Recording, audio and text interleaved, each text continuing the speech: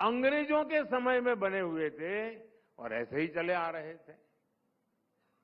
मैं अक्सर कहता हूं कि लोगों के जीवन में सरकार का दबाव भी नहीं और सरकार का अभाव भी नहीं होना चाहिए।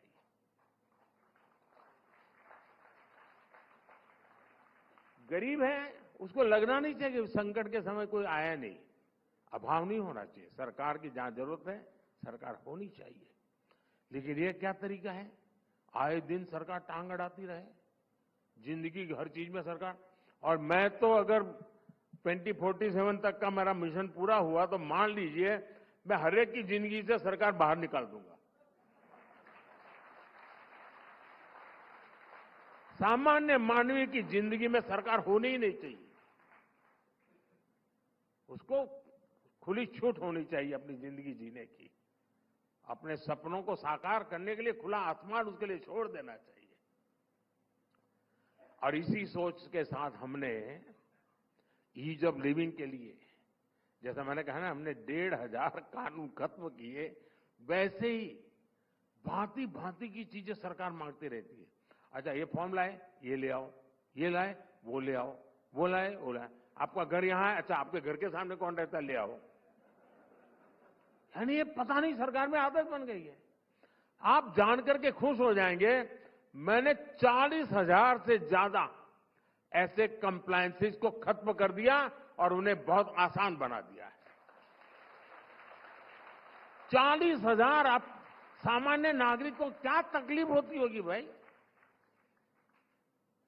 हम पूरी कोशिश कर रहे हैं कि देश के सामान्य मानवी को किसी भी काम के लिए सरकारी दफ्तरों के चक्कर काटने ही न पड़े, लाइनों में लगना ही न पड़े।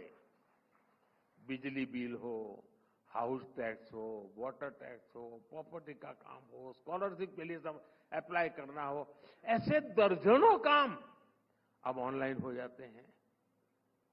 अब रेलवे स्टेशन पर आपको कोई कतार नहीं दिखती होगी। बदल गई दुनिया। और साथियों, ईज ऑफ लिविंग का मतलब सिर्फ इस तरह की सुविधाओं का विस्तार ही नहीं होता है। ईज ऑफ लिविंग तब बढ़ती है जब गरीब और मध्यम वर्ग की जेब में कुछ पैसे बचते हैं, उसकी बचत होती है। हमारी सरकार की योजनाएं कैसे लोगों का पैसा बचा रही है, ये अपने आप में एक केस स्टडी है।